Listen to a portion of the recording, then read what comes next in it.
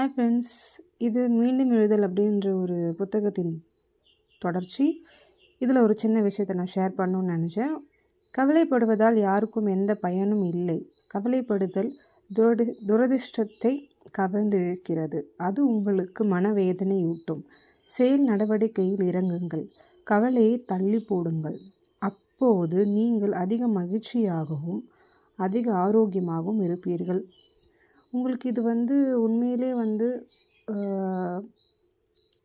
என்ன சொல்கிறது, உண்மையாக இருக்குது அப்படின்னு நினச்சிங்கன்னா கண்டிப்பாக இதை ஃபாலோ பண்ணுங்கள். கவலையை தள்ளி போடுங்க. அப்போ உங்களுக்கு தான மகிழ்ச்சி வரும். நீங்கள் நம்புங்க. உங்களுக்கு என்ன வேணுமோ அது நமக்கு நடக்கும் அப்படின்றதும் மனதார நம்புங்க. அதை எக்ஸ்பீரியன்ஸ் பண்ண ஆரம்பிங்க.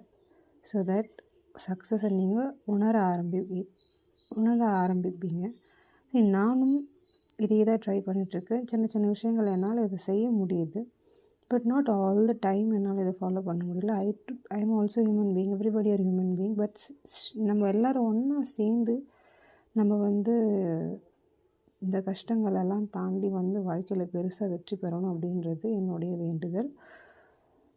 நன்றி.